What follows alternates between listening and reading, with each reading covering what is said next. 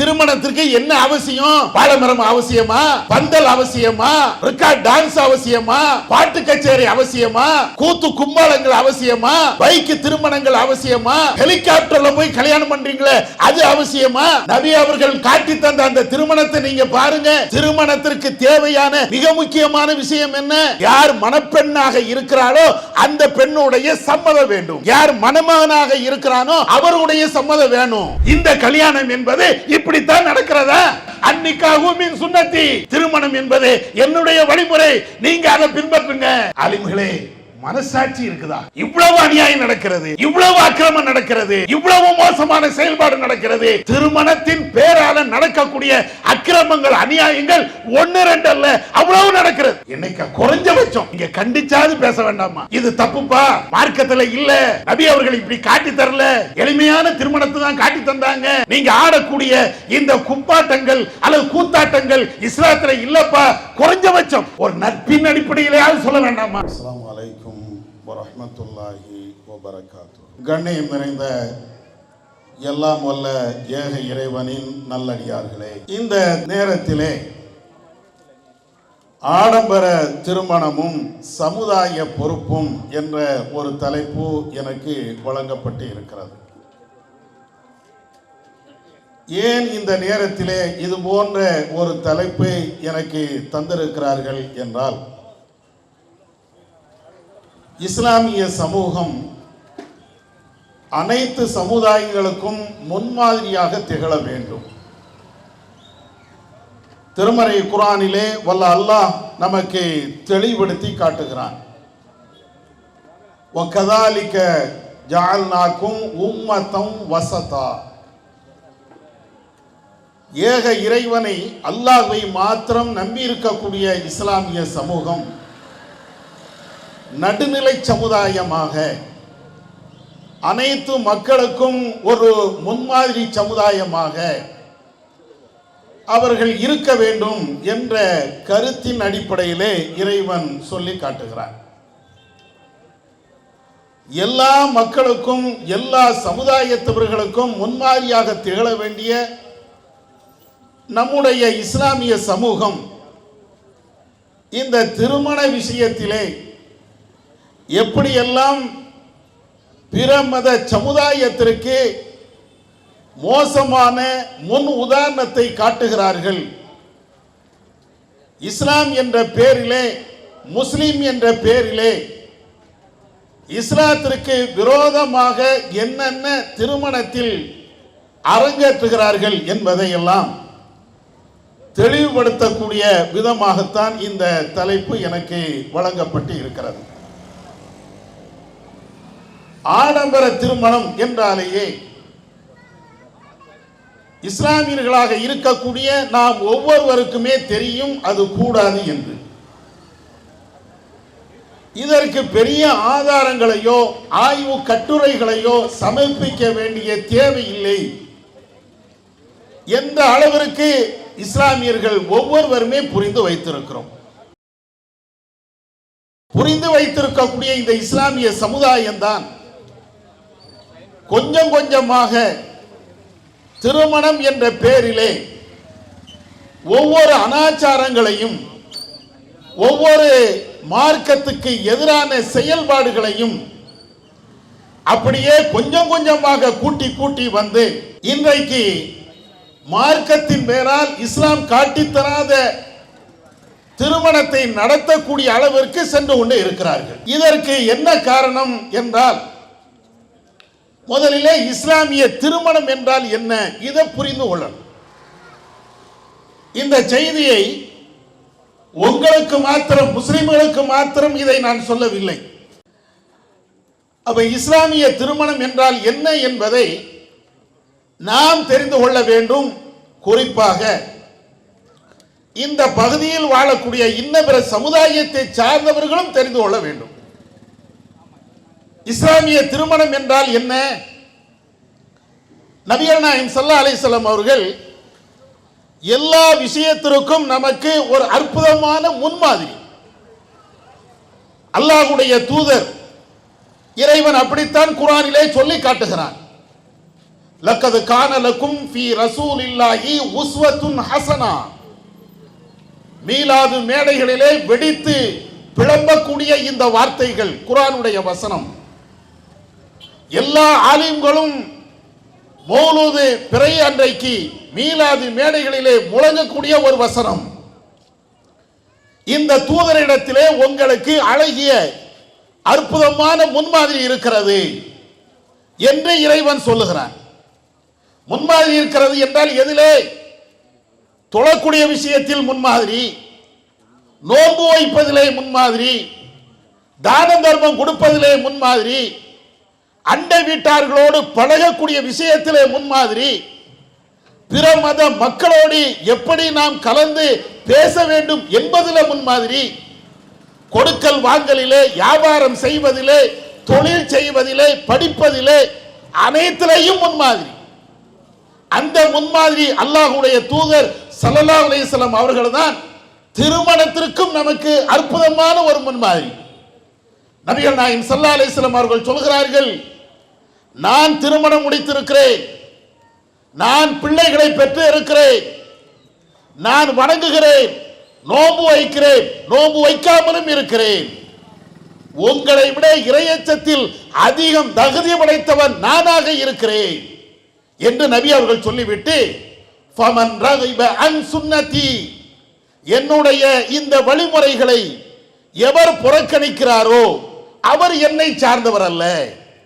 மனைவி மக்களோடு வாழுகிறேன், குடும்பத்தார்களோடு நான் வாழுகிறேன், ஏக இறைவனை நான் வழிபாடு செய்கிறேன், அவனுக்காக வேண்டி நான் நோன்பு நோக்கிறேன், சில நேரங்களில் நோன்பை விடவும் செய்கிறேன். இது எல்லாம் நான் செய்யக்கூடிய காரியங்கள். என்னிடத்தில் நீங்கள் முன்மாதிரியாக இருக்க வேண்டும் என்றால், பெற வேண்டும் என்றால் என்னை போன்று நீங்கள் திருமணம் முடித்துக் கொள்ளுங்கள்.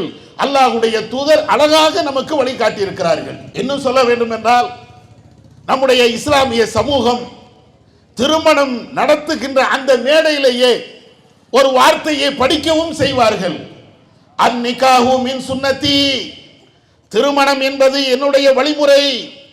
ஃபமன் ரகிப அன் சுன்னதி ஃபலைஸ மின்னி, இந்த என்னுடைய வழிமுறையை எவர் புறக்கணிக்கிறாரோ அவர் என்னை சார்ந்தவர் அல்ல. இந்த வார்த்தை ஹதீஸ்களில் இல்லை, ஆதாரபூர்வமான செய்தியாக இல்லை. இருந்தாலும் இஸ்லாமிய சமூகம் திருமணம் நடைபெறுகின்ற அந்த நேரத்திலே ஹுத்துபா என்று சொல்லப்படுகின்ற அந்த உரை நிகழ்த்துகின்ற பொழுது இந்த வார்த்தையை மறக்காமல் சொல்வார்கள். ஆனால் இஸ்லாமிய சமூகத்திற்கு இதனுடைய அர்த்தம் என்னவென்று தெரியாது. நபி அவர்கள் காட்டி தந்த திருமணம், அந்த நபி அவர்கள் காட்டி தந்த திருமணத்தை நபி அவர்கள் சொல்லி தந்த அடிப்படையிலே செய்ய வேண்டும் என்ற கருத்தில் அந்த செய்தி மொழியப்படுகிறது. இப்படியெல்லாம் நீங்களும் பேசுகிறீர்களே, திருமண மேடைகளிலே இந்த வார்த்தைகளை மொழிகிறீர்களே, நபி அவர்கள் நம்முடைய திருமணத்திற்கும் ஒரு முன்மாதிரி என்று நீங்களும் ஒத்துக்கொள்கிறீர்களே, அந்த அல்லாஹ்வுடைய தூதர் திருமணத்தை எப்படி நடத்தி காட்டினாங்க? எவ்வளவு எளிமையாக நடத்தி இருக்கிறாங்க. இன்றைக்கு திருமணம் என்பது இந்த சமூகத்திலே திணிக்கப்பட்ட மிகவும் கஷ்டமான ஒரு நிலையாக மாற்றப்படவில்லையா?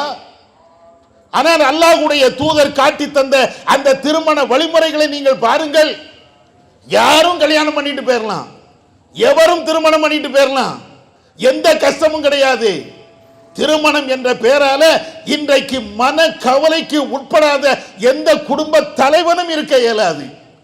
பெண் பிள்ளையை பெற்றுவிட்டார்கள் என்றால் அதற்காக வேண்டி அந்த பிள்ளை பிறந்ததில் இருந்து இன்னொருத்தன் கையில கட்டி கொடுக்கிற வரையிலையும் அவனுக்கு ஒரே கவலை, என் பிள்ளையை எப்படி கட்டி கொடுப்பது, என் பிள்ளைக்கு எப்படி திருமணம் வைப்பது.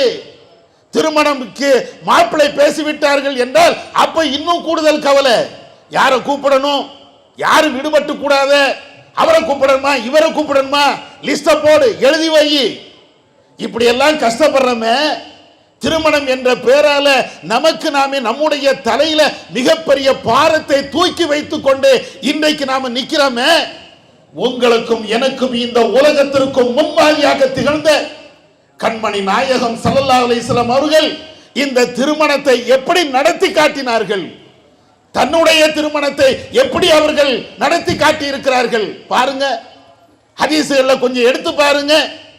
நபிகள் நாயகம் ஸல்லல்லாஹு அலைஹி வஸல்லம் அவர்கள் ஒரு போருக்கு சென்று விட்டு திரும்பி வருகிறார்கள். அன்னை சஃபியா ரலியல்லாஹு தஆலா அன்ஹா அவர்களை திருமணம் முடிக்க போறாங்க. திருமணம் முடிக்க போகின்ற அந்த நேரத்தில் சஹாபாக்களும் கூட இருக்கிறாங்க. நபி அவர்கள் கொஞ்சம் தூரத்தில் நிற்கிறாங்க. நபி அவர்களுக்கு பக்கத்தில் ஒரு பெண்மணி இருக்கிறாங்க. இந்த பெண்ணை அல்லாஹ்வுடைய தூதர் திருமணம் முடித்தார்களா முடிக்கலையா சஹாபாக்கள் மாறி மாறி பேசிக்கிறாங்க. அப்பொழுதுதான் நபிகள் நாயகம் ஸல்லல்லாஹு அலைஹி வஸல்லம் அவர்கள் அந்த பெண்ணை திருமணம் முடித்தார்கள் என்றால் அதற்குன்னு சில அடையாளங்கள் இருக்கும்.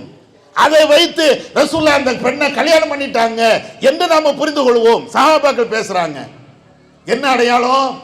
அல்லாஹ்வுடைய தூதர் அந்த பெண்ணை அவர்கள் முழுமையாக மறைத்து விட்டார்கள் என்றால் அந்த பெண்ணை கல்யாணம் பண்ணிட்டாங்கன்னு அர்த்தம். ஒரு பேச்சுக்கு அந்த பெண்ணை அவர்கள் மறைக்கவில்லை என்றால், சாதாரணமாக விட்டு விடுகிறார்கள் என்றால் அந்த பெண்ணை நபி அவர்கள் அடிமையாக வைத்திருக்கிறார்கள் என்று அர்த்தம். இதை பேசிக்கிட்டே இருக்கும்போது நபிகள் நாயகம் ஸல்லல்லாஹு அலைஹி வஸல்லம் அவர்கள் அந்த பெண்ணை முழுமையாக மறைக்கிறார்கள். சஹாபாக்கள் பேசுகிறார்கள், நபி அவர்கள் அந்த பெண்ணை கல்யாணம் பண்ணிட்டாங்க. முடிஞ்சு போச்சு. கல்யாணத்துக்கு என்ன தேவை? திருமணத்திற்கு என்ன அவசியம்? வாழைமரம் அவசியமா? பந்தல் அவசியமா? ரெக்கார்ட் டான்ஸ் அவசியமா? பாட்டு கச்சேரி அவசியமா? கூத்து கும்பாளங்கள் அவசியமா? பைக்கு திருமணங்கள் அவசியமா? ஹெலிகாப்டர்ல போய் கல்யாணம் பண்றீங்களே அது அவசியமா? நபி அவர்கள் காட்டி தந்த அந்த திருமணத்தை நீங்க பாருங்க. திருமணத்திற்கு தேவையான மிக முக்கியமான விஷயம் என்ன? யார் மணப்பெண்ணாக இருக்கிறாரோ அந்த பெண்ணுடைய சம்மதம் வேண்டும். யார் மணமகனாக இருக்கிறானோ அவருடைய சம்மதம் வேணும். இவங்க ரெண்டுவருடைய சம்மதம் இருந்தா போதும். அடுத்து என்ன தேவை? அந்த பெண்ணுக்கு மகரி என்று சொல்லக்கூடிய அட்வான்ஸ் ஜீவனாம்சத்தை மணமகன் அவன் கொடுக்க வேண்டும். இது ஒரு திருமணத்தில் இஸ்லாம் காட்டி தந்த ஒரு வழிமுறை. அடுத்து என்ன? அந்த பெண்ணுடைய வலி பொறுப்புதாரர் அந்த பெண்ணுடைய சம்மதத்தை கேட்டு திருமணத்தை நடத்தி வைக்கணும். இவ்வளவுதான். ஒரு செகண்ட் ஆகுமா? ஒரு மணமகன் ஒரு மணப்பெண்ணு இவங்க ரெண்டு பேரும் இருந்து இல்ல நான் உன்னை கட்டிக்கிறேன், நான் திருமணம் பண்ணிக்கிறேன், சம்மதம் தான் என்று தெரிவித்து அந்த திருமணத்திற்கு மணப்பெண்ணுக்கு மகர் தொகையை கொடுத்து விட்டார்கள் என்றால் வலியோடு திருட்டு திருமணம் அல்ல, இழுத்துக்கிட்டு ஓடி போய் கல்யாணம் பண்ணக்கூடிய அந்த கேடுகட்ட திருமணம் அல்ல. மணமகனுடைய பெற்றோருடைய அல்லது உறவுக்காரர்களுடைய முன்னிலையில அல்லது ஜமாத்தார்களுடைய முன்னிலையில அந்த திருமணம் நடக்கிறது, சாட்சிகளோடு நடக்கிறது. இதுதானே கல்யாணம். நபி அவர்கள் இப்படித்தானே கல்யாணம் காட்டி தந்திருக்கிறாங்க. நம்ம செய்யக்கூடிய திருமணம் இருக்கா? இது எங்கே இருக்கிறது? எந்த ஹதீஸ்ல இருக்கிறது? எந்த கிஸ்ஸாக்கள்ல இருக்கிறது? இன்னும் சொல்ல போனால் அந்த செய்தியை நீங்கள் முழுமையா படித்து பாருங்கள். புகாரி முஸ்லிம் போன்ற ஹதீஸ் கிரந்தங்கள்ல இருக்கும். நபி அவர்கள் சஃபியாவை கல்யாணம் பண்றாங்க. கூட இருக்கக்கூடிய நபி தோழர்களை அதை கண்டுபிடிக்கிறதுக்கு சிரமப்பட்டார்கள். நபி அவர்கள் திருமணம் முடிச்சிட்டாங்க. அதற்கு பின்னாலே வலிமா விருந்து அனஸ் ரலியல்லாஹு தஆலா அன்ஹு அவங்க அறிவிக்கிறாங்க, நபிகள் நாயகம் ஸல்லல்லாஹு அலைஹி வஸல்லம் அவர்கள் சஃபியாவுக்கு உணவை கொடுத்தார்கள், வலிமா விருந்தை கொடுத்தார்கள். அங்க இருக்கக்கூடிய தோழர்களுக்கு நபி அவர்கள் வலிமா விருந்தை கொடுத்தார்கள். ஆனா அந்த வலிமா விருந்துல ரொட்டி இல்ல, ரொட்டி மட்டும் இல்லையா, இறைச்சி இல்ல, கறி கிடையாதுங்க. ரசூலுல்லாஹ் சஃபியாவை கல்யாணம் பண்றாங்க, வலிமா விருந்தும் கொடுக்கறாங்க. அந்த வலிமா விருந்துல நபி அவர்கள் கொடுத்த அந்த வலிமா விருந்துல ரொட்டியும் இல்ல, கறியும் இல்ல, இறைச்சியே இல்லை. இன்னைக்கு இப்படி ஒரு கல்யாணம் பண்ணி பாருங்களேன், எங்கேயும் இழுத்துட்டு வந்துட்டாம்பாங்க, கொச்சையாக பேசுவார்கள், அநாகரிகமாக பேசுவார்கள், இது திருமணமே இல்லை என்று மிக கடுமையான வார்த்தையில விமர்சனம் பண்ணுவார்கள். ஆனா நபி அவர்கள் சஃபியாவை கல்யாணம் பண்ணது இப்படித்தானே. இன்னும் சொல்ல போனால் நபி அவர்கள் இறைச்சியே வலிமா விருந்துக்கு கொடுக்கவில்லை என்பது அல்ல. அல்லாஹ்வுடைய தூதர் ஜைனப் என்ற அந்த பெண்ணை நபி அவர்கள் திருமணம் முடிக்கிறார்கள். அந்த செய்தியை அறிவிக்கக்கூடிய நபி தோழர்கள் சொல்கிறார்கள், நபிகள் நாயகம் ஸல்லல்லாஹு அலைஹி வஸல்லம் அவர்கள் ஜைனபுக்கு கொடுத்தது போன்று ஒரு வலிமா விருந்தை வேற யாருக்கும் கொடுக்கல. வலிமா விருந்து ரசூலுல்லாஹ் கொடுக்கறாங்க, ஜைனபுக்கு கொடுக்கறாங்க. ஜைனபுக்கு கொடுத்த அளவிற்கு சஃபியாவுக்கு ரசூலுல்லாஹ் கொடுக்கல, உம்மு குல்சூம் கொடுக்கல, ஏனைய மனைவிமார்களுக்கு கொடுக்கல. அதை விட உச்சகட்டமாக நபி அவர்கள் ஜைனபுக்கு வலிமா விருந்தை மிக பிரமாண்டமாக கொடுத்தாங்க. பிரமாண்டம்னா என்ன? மிக கடுமையாக வலிமா விருந்தை கொடுத்து விட்டார்கள் என்றால் என்ன? ஊருக்கே சாப்பாடு போட்டாங்களா? உலகத்துக்கே சாப்பாடு போட்டார்களா? மிக பிரம்மாண்டமாக பல லட்சம் ரூபாய் கல்யாண மண்டபத்தை பிடித்து கல்யாண மண்டபத்தில் விருந்து போட்டாங்களா? அவுலம ஷாத்தன் நபி அவர்கள் ஜைனபுக்கு ஒரே ஒரு ஆட்டை அறுத்து வலிமா விருந்து கொடுத்தார்கள். அவ்வளவுதான். பிரம்மாண்டமாக ரசூலா செஞ்ச அந்த வலிமா விருந்தினுடைய அளவு என்ன தெரியுமா? ஒரே ஒரு ஆடு, ஒரு ஆடை நபி அவர்கள் விருந்து கொடுத்தாங்க. இவ்வளவுதான். அப்ப ரசூலுல்லாஹ்வுடைய திருமணம் அவங்க காட்டி தந்த அந்த வழிமுறைகள் எல்லாத்தையும் நீங்க பாருங்க. எளிமை எளிமை என்றால் திருமணத்தை அல்லாஹ்வுடைய தூதர் அவ்வளவு எளிமையா காட்டினாங்க. இது யாருக்கு? ஏழைகளுக்கு மட்டுமா? ஒண்ணுமே இல்லாதவர்களுக்கு மட்டுமா? அனாதைகளுக்கு மட்டுமா? ரசூலுல்லாஹ் எல்லாத்துக்கும் முன்மாதிரி. நீ கோடீஸ்வரனாயிரு, அதற்கும் அவனுக்கும் அல்லாஹ்வுடைய தூதர் தான் முன்மாதிரி. நீ பிச்சைக்காரனாயிரு, உனக்கும் அல்லாஹ்வுடைய தூதர் தான் முன்மாதிரி. நீ படித்தவனாயிரு, இன்ஜினியராயிரு, டாக்டராயிரு, நீ திருமணம் முடி, ஆனால் அந்த திருமணத்திற்கு உனக்கு அல்லாஹ்வுடைய தூதர் தான் முன்மாதிரி. அதானே லக்கது கானலக்கும் ஃபீ ரசூலில்லாஹி உஸ்வத்துன் ஹஸனா.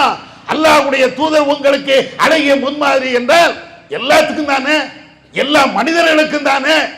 இந்த சமூகத்தில் உயர்ந்தவன் தாழ்ந்தவன் படித்தவன் படிக்காதவன் ஏழை யாரா இருக்கட்டுமே அத்தனை பேருக்கும் ரசூலுல்லாஹ் முன்மாதிரி இல்லையா? அந்த ரசூலுல்லாஹ் இவ்வளவு அற்புதமாக எளிமையாக எல்லாரும் கடைபிடிக்கக்கூடிய விதமாக அல்லாஹ்வுடைய தூதர் இப்படி காட்டி தந்தார். ஏன் இப்படி காட்டி தரணும்? ஏன் காட்டி தரணும் தெரியுமா? இஸ்லாம் இன்னொரு வழிமுறைகளை சொல்லி தருகிறது. இந்த மார்க்கம் என்பது எளிமையான மார்க்கம். இஸ்லாம் காட்டி தருகின்ற எந்த சட்டத்தை நீங்க எடுத்து பாருங்க. எனக்கு கடைபிடிக்க முடியாது, எனக்கு சிரமம் என்று சொல்லக்கூடிய ஒரு சட்டத்தை கூட நீங்க காட்ட முடியாது. எல்லாமே எளிமை. குழந்தை பிறப்பதாக இருந்தால் அது எளிமை, குழந்தையை வளர்ப்பதாக இருந்தால் அது எளிமை, பெற்றோரை பராமரிப்பதாக இருந்தால் அது எளிமை. எல்லா சட்டத்தையும் நீங்க பாருங்க. எந்த சட்டம் இஸ்லாத்துல கடுமையான சட்டம், என்னால பின்பற்ற முடியாத சட்டம் ஒன்னே ஒண்ணு நீங்க காட்டுங்க. ஏன்னா இஸ்லாத்தினுடைய பேசிக் இஸ்லாம் என்பது எளிமை. அதனாலதான் ரசூலுல்லாஹ் சொல்றாங்க, திருமணம் செலவு பிடிக்கக்கூடிய ஒரு வணக்கம் என்றால், செலவு பிடிக்கக்கூடிய ஒரு வழிமுறை என்றால் திருமணம். அதுலதான் கடுமையாக செலவு பண்ணுவோம். அதுக்கு தான் ரசூலுல்லாஹ் எவ்வளவு அழகாக எவ்வளவு எளிமையாக இதுதாப்பா திருமணம். இது எல்லாத்தையும் தாண்டி அல்லாஹ்வுடைய ரசூல் சொன்னாங்களா இல்லையா? இன் ஆலமன் நிக்காஹி பரக்கா ஐஸரஹு மௌனா. இறைவனுடைய அருளும் இறைவனுடைய பரக்கத்தும் கிடைக்கக்கூடிய ஒரு திருமணம், எந்த திருமணம் இலகுவாக எளிமையாக செலவுகள் குறைவாக நடத்தப்படுகிறதோ அந்த திருமணம் தான். இறைவனுடைய பரக்கத்து வேணுமா? எளிமையா திருமணம் நடத்து. இறைவனுடைய அருள் வேண்டுமா? எளிமையா திருமணம் நடத்து. நீ கோடீஸ்வரனா இருந்தாலும் சரி, ஏழையாக இருந்தாலும் சரி, உனக்கு இறைவனுடைய அருள் தான் தேவை என்றால் எளிமையா நடத்து. அதுலதான் அல்லாஹ்வுடைய அருள் இருக்கிறது. எவ்வளவு அழகாக அல்லாஹ்வுடைய தூதர் சொன்னாங்க. அப்ப ரசூலுல்லாஹ் காட்டி தந்த திருமணம், அவர்கள் பேசிய பேச்சுக்கள், இவைகள் எல்லாத்தையும் நீங்க கோர்வையாக பார்த்தீர்கள் என்றால் திருமணம் என்பது அவ்வளவு எளிமை, கஷ்டமே கிடையாது. ஆனா இன்னைக்கு நடைபெறுகின்ற அந்த திருமணம் எப்படி இருக்குதுன்னு நான் சொல்லி தெரிய வேண்டிய நிலை அல்ல. எப்படி எல்லாம் திருமணம் நடக்கிறது? இஸ்லாமிய சமூகம் நடத்தக்கூடிய திருமணத்தை தான் சொல்கிறேன். இன்னபிற மக்கள் அது அவங்களுடைய விருப்பம், வேறு சமுதாயத்தை சார்ந்தவர்கள் அது அவங்களுடைய மத நம்பிக்கை அல்லது அவருடைய கொள்கையின் அடிப்படையில் செய்வாங்க. நான் சொல்லக்கூடிய சம்பவம் அல்லது நான் சொல்லக்கூடிய விஷயங்கள் நம்முடைய சமூகம், இஸ்லாமிய சமூகம் செய்யக்கூடிய அந்த திருமணத்தை நீங்க எடுத்து பாருங்க. சமீபத்தில் ஒரு திருமணம், வட நாடுகளில் நடந்த, வட பகுதிகளில் நடந்த ஒரு திருமணம். என்ன செய்யறாரு? பிளைட்ல போய் தான் அவர் தாலி கட்டுவாராம். தாலி கட்டுவதுன்னு ஒண்ணு வச்சிருக்கிறாங்க. கல்யாணம் பண்ணுவது எங்க? பிளைட். அதுக்குன்னு வாடகைக்கு பிளைட் பிடிச்சி மணமகள் மணமகன் தேவனா லெப்ப அசர்த்து எல்லாத்தையும் கூட்டி வச்சுக்கிட்டு அல்லது பெண்ணுடைய சொந்தக்காரங்க நெருங்கிய உறவுக்காரங்க இவங்க மட்டும் ஒரு பிளைட்ல போய் அப்படியே பறந்துகிட்டே கல்யாணம் பண்றாராம். என்னப்பா பறந்துகிட்டே கல்யாணம் பண்ணா பறக்கத்து கூடிருமா? பறந்துகிட்டே கல்யாணம் பண்ணதுனால உனக்கு அபிவிருத்தி கூடுதலா வந்துருமா? இன்னும் சில பேர் ஹெலிகாப்டர்ல போய் கல்யாணம் பண்றது, இன்னும் சில பேர் வேறு வேறு விதமாக. இப்ப அதையெல்லாம் தாண்டி நடுத்தர மக்கள் என்று பேசுவோமா இல்லையா? பெரிய செல்வந்தரம் கிடையாது, ஏழையும் கிடையாது, நடுத்தர மக்கள். அவங்களுடைய திருமணத்தை நீங்க பாருங்க. பெரிய பெரிய கோடீஸ்வரருடைய திருமணங்கள் கூட அப்படி நடக்காது. மிக கொடுமையான ஆடம்பரத்தோடு அவங்களும் செய்ய வந்துட்டாங்க. சமீபத்தில் ஒரு யூடியூப் வீடியோல பார்க்கிறேன். நம்ம இஸ்லாமிய சமூகம் தான் என்ன செய்யறாரு, மன மேடைக்கு வருகிறார். எல்லாரும் நம்ம எல்லாம் கல்யாணம் பண்ணியிருப்போம், மணமகனாக வருவோம். எப்படி வருவோம்? ஒரு கார்ல இறங்குவோம் அல்லது நடந்தே வந்துருவோம். எளிமையாக இருக்குதுன்னா நண்பருடைய பைக்கில் இறங்குவோம். இப்படி சிம்பிளாக நடத்திட்டு போயிருவோம். ஆனா இவர் என்ன செய்யறாருன்னா ஒரு பைக்கை எடுக்கிறாரு. அந்த பைக்கு பல லட்சம் ரூபாய் மதிப்புள்ள பைக்கு, அதுக்கு டெக்கரேஷன் அது பல லட்சம் ரூபாய். எல்லா டெக்கரேஷன் பண்ணி மன பொண்ண அந்த பைக்குக்கு பின்னால கூட்டி அப்படியே மண்டபத்தில் ரவுண்ட் அடிக்கிறார். ஆனா பைக்கை எங்கடா ஓட்டுவ? உலகத்தில் பைக்கு எதற்காக பயன்படுத்தணும்? ஆனா என்ன, அவர் வித்தியாசமா கல்யாணம் பண்றாராம். இப்ப ட்ரெண்டிங் அதுதான். கல்யாணம் பண்றது மேட்டர் இல்ல, வித்தியாசமா பண்றோமா? உறவுக்காரங்க நண்பர்கள் வந்தவர்கள் எல்லாருமே அந்த திருமணத்தை பார்த்து ரொம்ப வித்தியாசமா இருந்துச்சு அப்படின்னு பேசணும். அதுக்காக என்ன செய்யறது, பைக்கில் இன்னும் கல்யாணமே கட்டல, அடுத்த பிள்ளைதான் அது. கல்யாணம் கட்டி முடிச்சா தானே தன்னுடைய மனைவின்னு ஆகும். ஆனால் அடுத்தவுடைய ஒரு பெண்ணை இவனுடைய பைக்கில் அப்படியே மண்டபத்தை சுத்தி வர்றது. மண்டபத்துக்கு வெளியில இல்ல, மண்டபத்துக்கு உள்ள சேரெல்லாம் போட்டிருப்பாங்கல்ல, அந்த இடத்திலேயே அப்படியே ரவுண்ட் அடிக்கிறது. ஒரு வீடியோவில் இப்படியே ரவுண்ட் அடிக்க போனவன் போத்திருக்கவும் வந்துட்டான். தேவையா உனக்கு? அந்த பிள்ளையோ பயந்து பயந்து உட்கார்ந்துருக்கும். இவன் போய் அப்படியே ரவுண்ட் அடிக்கிறங்கிற பேர்ல இவனும் ஒரு ட்ரெண்டிங் காட்டணும் அப்படிங்கிற பேர்ல கீழே சாச்சும் போட்டான். சில பேர் அப்படியே சுத்திட்டு மேடையில் கொண்டு போய் ஏற்றி வச்சு இதுதான் என் மனைவி பார்த்துக்கிடுங்க, அதுக்கப்புறம் தான் கல்யாணம் நடக்கா. இது ஒரு ட்ரெண்டிங். அடுத்து என்ன, கேரளா ஸ்டைல். முதல்ல அங்கிருந்து ஆரம்பிச்சாங்கன்னு நினைக்கிறேன். மணமகன் வருவார், வருகின்ற அந்த நேரத்திலேயே டான்ஸ், அவரை சுற்றி சில ஆட்கள் அப்படியே ஆடிக்கொண்டே பாடிக்கொண்டே வருவார்கள். அதற்கு பின்னாடி மணமகள் வருவாள். மணமகள் வருகின்ற பொழுது அவங்களுக்கு சுத்தியும் சில பேர் டான்ஸ் இப்படியே ஆடிக்கிட்டே மேடையில் கொண்டு போய் வச்சிருது. அதுக்கு அடுத்து என்ன, இப்படி இது அப்படியே டெவலப் ஆகி எதுக்கப்ப நீங்கள்லாம் ஆடுறீங்க, இதெல்லாம் ட்ரெண்டிங் முடிஞ்சு போச்சு. ஓல்டு ஃபேஷன் அதெல்லாம் முடிஞ்சு போச்சு. இப்ப லேட்டஸ்ட் ஃபேஷன் என்ன, எல்லாரும் கீழே இறங்க, இவ என் மனைவி நான் மாப்பிள்ள, நாங்க ரெண்டு பேருமே டான்ஸ் ஆடுவோம். கூட ஆடுவதற்கு சினிமா பாணியில கூட ஆடுவதற்கு சில பெண்களை விட்டுருப்பாங்களா இல்லையா, அது மாதிரி வாடகைக்கு சில பெண்களை கூட்டு இவ கதாநாயகன் கதாநாயகி கூட ஆடுவதற்கு பல பேர் உட்கார்ந்து டான்ஸ் ஆடிக்கிட்டு. இதுல வேடிக்கை என்ன தெரியுமா, இந்த டான்ஸ் இந்த கும்பாலம் இந்த அடிப்படையில் ஒரு கல்யாணம் நடக்கும். அந்த இடத்துல போய் நம்ம ஆலிம்சா போய் அல்லாஹுமா அல்லி பைனஹுமா கமா அல்லப்த பைன ஆதம் வ ஹவ்வா, என்ன அர்த்தம்? யா அல்லாஹ், இந்த தம்பதிகளை ஆத நபியும் ஹவ்வா அலைஹிஸ்ஸலாம் அவர்களையும் எப்படி நீ இணைத்தாயோ அப்படியான. எப்ப என்ன சொல்ல வர, ஆதமும் ஹவ்வாவும் கல்யாணம் பண்ணும்போது இப்படி டான்ஸ் ஆடிட்டு வந்தாங்களா? ஆத நபி அங்க, அவங்க மனைவி இங்க, ரெண்டு பேரும் இப்படி கூத்து கும்பாலம் இப்படி வந்தாங்களா? நூஹ் நபியை சொன்ன, இத்ரீஸ் நபியை சொன்ன, சுலைமான் நபியை சொன்ன, எல்லா நபிமார்களும் அந்த துவாரம் வருமா இல்லையா?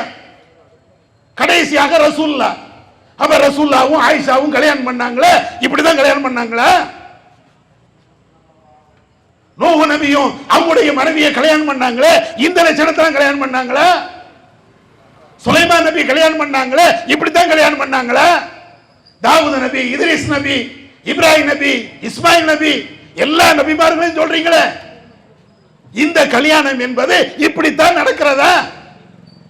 அந்த திருமணத்துல தான் அன்னிக்காஹு மின் சுன்னத்தி, திருமணம் என்பது என்னுடைய வழிமுறை, நீங்க அதை பின்பற்றுங்க. ஆலிம்களே, மனசாட்சி இருக்குதா? இவ்வளவு அநியாயம் நடக்கிறது, இவ்வளவு அக்கிரமம் நடக்கிறது, இவ்வளவு மோசமான செயல்பாடு நடக்கிறது. திருமணத்தின் பேரால நடக்கக்கூடிய அக்கிரமங்கள், அநியாயங்கள் ஒன்னு ரெண்டு அல்ல, அவ்வளவு நடக்கிறது. இன்னைக்கு குறைஞ்சபட்சம் நீங்க கண்டிச்சாது பேச வேண்டாமா? இது தப்புப்பா, மார்க்கத்தில் இல்ல, நபி அவர்கள் இப்படி காட்டி தரல, எளிமையான திருமணத்தை தான் காட்டி தந்தாங்க. நீங்க ஆடக்கூடிய இந்த குப்பாட்டங்கள் அல்லது கூத்தாட்டங்கள் இஸ்லாத்துல இல்லப்பா. குறைஞ்சபட்சம் ஒரு நட்பின் அடிப்படையிலேயாவது சொல்ல வேண்டாமா? உங்களுக்கு அந்த உரிமை இருக்கா இல்லையா? அந்த தகுதி இருக்கா இல்லையா? அந்த கல்யாணத்திலையும் நீங்க போய் கலந்து கொண்டு நீங்களும் அந்த மணமக்களை வாழ்த்தி விட்டு, அதுவும் நபி அவர்கள் காட்டி தந்த திருமணம் என்ற கோணத்தில் நீங்க பேசிவிட்டு அரபியில் அதை சொல்லிவிட்டு வருகிறீர்கள் என்றால், அப்ப இந்த திருமணம் நபி அவர்களுக்கு மாற்றமாக நடக்கக்கூடிய இந்த ஆடம்பரம் அனாச்சாரமான திருமணத்தை நாங்க தானே கண்டிக்கிறோம். வேற யாரு கண்டிக்கிற சொல்லுங்க? இது அநியாயமா தெரியல, அக்கிரமா தெரியலையா? சரி, இது ஒரு பக்கம். இன்னொரு பக்கம் என்ன? திருமணம் என்றால் வான வேடிக்கை இல்லாத, வேட்டுகள் வெடிகள் இது மாதிரி இல்லாத ஒரு கல்யாணத்தை இப்ப பார்க்கிறதே ரொம்ப அரிதாயிடுச்சு. திடீர்னு டாண்டின்னு சத்தம் கேட்கும். ஒரு நேரத்தில் தீபாவளிக்கு சத்தம் கட்டுச்சு, இன்னைக்கு எப்ப பார்த்தாலும் தீபாவளியா இருக்குது. என்ன கல்யாணம்? ஞாயிற்றுக்கிழமை என்றால் வெடி, இங்க இருந்து அங்க, அங்க இருந்து இங்க. இது எந்த ரசூலுல்லாஹ் கற்று தந்தாங்க? இதுக்கும் நம்ம ஆலிம் சாதாரண போய் கல்யாணம் நடத்துறீங்க? இந்த வான வேடிக்கைகள், மிக கடுமையான நோய்களை தருகின்ற இந்த மாதிரி நிகழ்வுகள் நடக்கா இல்லையா? இது எல்லாம் இத மாதிரி ஒவ்வொன்றா நீங்க எடுத்துக்கிட்டே பாருங்க. திருமணத்தின் பேரால நம்முடைய சமுதாயம் அவங்களுடைய காசை, பொருளாதாரத்தை சீரழிக்கக்கூடிய, சின்னாபின்னமாக ஆக்கக்கூடிய இது போன்ற நிகழ்வுகளை நீங்க பாருங்க. சாப்பாடு, உணவு விநியோகம் கேட்டாச்சுன்னா வலிமா விருந்து, ஏன் தகுதிக்கு தக்கன நான் கொடுப்பேன். எனக்கு அல்லாஹ் செல்வத்தை தந்திருக்கிறான், வளமான ஒரு வாழ்வை தந்திருக்கிறான். எனவே ஊருக்கே நான் சாப்பாடு போடுவேன், உறவுகள் அத்தனை பேருக்கும் நான் சாப்பாடு போடுவேன். போடுறீங்களே, புள்ளி விவரம் என்னன்னு தெரியுமா உங்களுக்கு? புள்ளி விவரம் என்னன்னு தெரியுமா? சமீபத்தில் பெங்களூர்ல இருக்கக்கூடிய ஒரு யூனிவர்சிட்டி, அவங்க நாட்டில் நடக்கக்கூடிய, அதுவும் குறிப்பாக திருமணத்தில் போடுகின்ற விருதை பற்றி ஒரு ஆய்வு பண்றாங்க. அமெரிக்காவில் ஆய்வு இல்ல, லண்டன்ல பண்ணக்கூடிய ஆய்வு இல்ல, இந்தியாவில் நடைபெறுகின்ற குறிப்பாக திருமணத்தில் ஏற்படுகின்ற அந்த வீண் விரயம், உணவுல வீண் விரயம், அதை ஆய்வு பண்றாங்க. ஆய்வு பண்ணி சொல்றாங்க, ஒரு நாள் நடக்கக்கூடிய திருமணம், ஒரு நாள்ல நடக்கக்கூடிய அந்த திருமணத்தில் உணவுக்காக வேண்டி மாத்திரம் தயார் செய்யப்பட்டு அது வீண் விரயம் செய்யப்படுத. நம்ம சாப்பிட்டு போறது இல்ல, வெளியில கொண்டு போய் கொட்டுதாங்களே, சாப்பிடாம வேற எங்கேயா தூக்கி எறிகிறாங்களே, அது மாத்திரம் 539 கோடி. 539 கோடி அளவிற்கு ஒரு நாள் திருமணத்தில் மாத்திரம், திருமணத்தின் பேரால நடைபெறுகின்ற அந்த விருந்துல வீண் விரயம் செய்யப்படுகிறது. ஜமாத்தார்களே, தோழர்களே, அன்புக்குரியவர்களே, கொஞ்சம் நீங்க யோசிச்சு பாருங்க. எவ்வளவு கஷ்டப்பட்டு அந்த பொருளாதாரத்தை நீங்கள் உருவாக்குறீர்கள். ஊர்ல வேலை இல்ல, படித்தோம், இங்கே நமக்கு வேலை இல்ல, தொழில் இல்ல, கடை வைத்தோம், அதுல வியாபாரம் இல்ல, பெட்டியை தூக்கிட்டு கல்ஃபுக்கு ஓடணுமே, வெளிநாடுகளில் போய் வேலை செஞ்சோமே. நீங்கள் சம்பாதிக்கக்கூடிய ஒவ்வொரு ரூபாயினுடைய அந்த மதிப்பை கொஞ்சம் யோசிச்சு பாருங்க. அந்தரத்தில் தொங்கிக் கொண்டு பெயிண்ட் அடிச்சிங்களே, வனாந்தரத்தில், பாலைவனத்தில், அந்த வேகாத வெயில்ல அங்க போய் டாய்லெட் கழுவுனீங்களே, இவ்வளவு கஷ்டப்பட்டு வேர்வையை சிந்தி நீங்க சம்பாதித்து வருகின்ற அந்த காசு உங்க மனைவி சாப்பிட்டா பிரச்சனை இல்ல, பிள்ளைங்க சாப்பிட்டா பிரச்சனை இல்ல, உங்க வாப்பா உம்மா, அடுத்தவன், எதிர் வீட்டுக்காரன், பக்கத்து வீட்டுக்காரன், நண்பர்கள் அவங்க பயன்படுத்தினா கூட பிரச்சனை இல்ல, குப்பைக்கு போதப்பா. திருமணம் என்ற பெயரால நீங்கள் செலவு செய்கின்ற இந்த விருது, அதுவும் இப்ப என்ன விருந்துன்னு ஒரு சாப்பாடு 2 சாப்பாடு வைக்கிறது இல்லை, விதவிதமா வைக்கணுமா. புரோட்டா என்ன, இறைச்சி என்ன, பொரிச்ச இறைச்சி என்ன, ஆட்டு இறைச்சி என்ன, மாட்டு இறைச்சி என்ன, அதற்கு பின்னால ஐஸ்கிரீம். அது ஒரு வகையில இருக்கக்கூடாது, 4 வகையில. எப்ப சாப்பிடுங்க, அல்லாஹ் அழகா சொல்றான், குலு வஷ்ரபு, நீங்க சாப்பிடுங்க, குடிங்க, உங்க வயிற்றுக்குள்ள தள்ளுங்க, தப்பு இல்ல. ஆனா வலா துஸ்ரிஃபு, வீண் விரயம் செய்யாதீர்கள். ஒரு மனுஷன் சாப்பிடுகிறான் என்றால் எல்லாத்தையும் சாப்பிட முடியுமா? எவ்வளவுதான் இருக்கட்டுமே, எவ்வளவு சாப்பிட முடியும்? அவனுக்கு தகுந்தவர் தானே சாப்பிடுவான். அதுல இன்னொரு கொடுமை என்ன தெரியுமா? இந்த திருமண வீட்டில ஏன் இவ்வளவு பெரிய உணவுகள் வீண் விரயமாக ஆக்கப்படுகிறது என்றால், ஒரே நாள்ல பல திருமணம் நடக்கும். இங்க ஒரு கல்யாணம், அங்க ஒரு கல்யாணம், அங்க ஒரு கல்யாணம், ஒரு தெருவிலேயே 10 கல்யாணம். எல்லாருமே அந்த ஊர்வாசிகள், நண்பர்கள், உறவுக்காரங்க கூப்பிட்டு வருவாங்க. எனக்கே ஒரு நாளைக்கு 10 அழைப்பு வருது அப்படின்னு வச்சுக்கிடுங்களேன். அங்க கல்யாணம், இங்க கல்யாணம், இங்க கல்யாணம். 10 பேர் நமக்கு தெரிஞ்சவங்க, 10 வீட்டாரையும் என்ன கூப்பிடுறாங்க. எத்தனை வீட்டுல போய் சாப்பிடுவேன்? 10 வீட்லயும் சாப்பிட முடியுமா? 10 வயிறா அல்லாஹ் தந்திருக்கிறான், 10 வகையான குடலையா அல்லாஹ் தந்திருக்கிறான், 10 வாயையா அல்லாஹ் தந்திருக்கிறான், 20 கைகளையா அல்லாஹ் தந்திருக்கிறான். அடே, இறைவன் படைச்சதே ஒரு வாய் ஒரு வயிறு. அதனால என்ன செய்ய முடியும்? 10 வீட்டுல ஒரே நாள்ல நமக்கு அழைப்பு வந்தாலும் ஒரு வீட்டுல தான் சாப்பிடுவோம், பாக்கி வீட்டுல சாப்பிட முடியாது. பேருக்கு தலையை காட்டிட்டு வருவோம், கொஞ்சம் ஜூஸோ தண்ணியோ குடிச்சிட்டு வந்துருவோம். கடைசி உனக்காக வேண்டி தயார் செய்யப்பட்ட அந்த உணவு குப்பை தொட்டைக்கு போகும். அதுதானே வீண் விரையும். போதா? எத்தனை இடங்கள்ல ஒரு லேசாக ஏதோ வந்தார்கள், நபி அவர்கள் போட்டது போன்று வலிமா விருந்தை எளிமையாக வைத்தீர்கள் என்றால் அதுல இவ்வளவு வீண் விரை வராத. ஆடம்பரம் என்ற பேர்ல ஏன் திருமணம் தான் இந்த ஊர்லேயே மிகச்சிறந்த திருமணமாக இருக்க வேண்டும் என்று பகட்டுக்காக வேண்டி நடத்தப்படுகின்ற அந்த திருமணத்தில் தான் இவ்வளவு பெரிய அநியாயம் நடக்கிறது. திருமணத்துக்கு சாப்பாடு என்ற பேர்ல பந்தலுக்கு டெக்கரேஷன் போடுறோமே எப்பா, அதாவது மண்டபத்துல அவங்களே ஒரு டெக்கரேஷன் பண்ணிருப்பாங்க, அது காணலாம். அதுக்கு பின்னால பல லட்சம் ரூபாய்க்கு மீண்டும் ஒரு டெக்கரேஷன். எதுக்கு இந்த டெக்கரேஷன்? எதுக்கு? ஒரு அரை மணி நேரம், 1 மணி நேரம். அந்த 1 மணி நேரத்துக்காக வேண்டி 10 லட்சம் ரூபாய் செலவு, 20 லட்சம் ரூபாய் செலவு அந்த மண்டபத்தை டெக்கரேஷன் பண்றது. நாளைக்கு நீ அங்க கட்டி இருக்கக்கூடிய அனைத்து பொருட்களும் குப்பையில போய் கிடக்கும். கல்யாணம் முடிஞ்சிட்டு அந்த மண்டபத்தை போய் நீங்க பாருங்க. கல்யாணம் நடக்கிறதுக்கு முன்னாடி புது மாப்பிள்ளை மாதிரி அந்த மண்டபம் சோடிக்கப்பட்டு இருக்கும். கல்யாணம் முடிஞ்ச பிறகு நீ அந்த மண்டபத்தை போய் நீங்க பாருங்க, எப்படி இருக்கும்? இறஞ்சு கிடந்து எல்லா குப்பைகளும் ஒட்டுமொத்தமாக அங்க திரட்டப்பட்டு, இவ்வளவு பெரிய குப்பையில தான் நம்ம வந்து உட்கார்ந்தோமா என்று நினைக்கக்கூடிய அளவிற்கு அவ்வளவு பொருளாதாரமும் அங்கே அநியாயமாக கரியாக ஆக்கப்பட்டிருக்கும். நடக்கா? இது அல்லாம திருமணத்தின் பேரால இன்னும் ஆடம்பரங்கள். என்னென்ன ஆடம்பரம்? கல்யாணத்துக்கு பொண்ணுக்கு பட்டு சாரி தான் உடுக்கணும். சரி, பட்டு சாரி உடுக்கட்டும். எவ்வளவு ரூபாய் எடுப்பீங்க? ஒரு நேரத்தில் ஒரு 20 வருஷத்துக்கு முன்னாடிலாம் 1000 2000 ரூபாய்க்கு எடுத்துக்கிட்டு இருந்தாங்க. இப்போ பட்டு சாரி ரேட் என்ன தெரியுமா? பொம்பளைகள்கிட்ட கேட்டா தெரியும். 1000 ரூபாய்க்கு இருக்குது, 10,000 ரூபாய்க்கு இருக்குது. இந்த மணப்பெண்ணுடைய பட்டு சாரி அது எவ்வளவு ரேட்டுக்கு? 1 லட்சம் ரூபா, 2 லட்சம் ரூபா.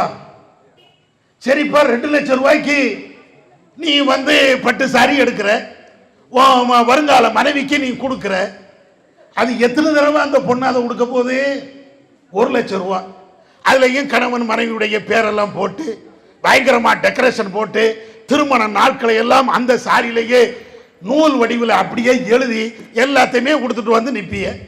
எவ்வளவு நேரத்துக்கு? ஒரு மணி நேரம். அதுக்கு பின்னால அந்த 1 லட்சம் ரூபாய் பட்டு சாரியை உடுக்க முடியுமா? கேட்டு பாருங்களேன். 1 லட்சம் ரூபாய்க்கு வாங்கின அந்த பட்டு சாரியை உடுக்க முடியுமானா உடுக்க முடியாது. கடைசி என்ன ஆகும்? கல்யாணம் அன்னைக்கு உடுத்த அந்த பட்டு சாரி அதற்கு பின்னால பீரோல நல்லா தூங்கும். என்னைக்கு எடுக்கவே மாட்டோம். 1 லட்சம் ரூபாய்க்கு பட்டுசாரி வாங்கிட்டு கடைசியாக நம்ம வீட்டில் பயன்படுத்தக்கூடிய அந்த உடுப்பு, அந்த Dress என்ன Dress தெரியுமா? 200 ரூபாய்க்கு வாங்கக்கூடிய நைட். இந்த நைட்டியை போட்டுட்டு விடிய விடிய உட்கார்ந்து இருக்கிற, அட நைட்டியாவது 1 லட்சம் ரூபாய்க்கு வாங்கி தொலைச்சா கூட மனசு ஆறும். எப்ப பார்த்தாலும் அதுதானே போட்டுட்டு இருக்கிறீங்க. வீட்டில் இருந்தாலும் வெளியில போனாலும் அதுதானே ட்ரெஸ்ஸா இருக்குது. சுடிதார் வாங்கினா கூட சரின்னு போகலாம், என்னைக்கா போடுறீங்க.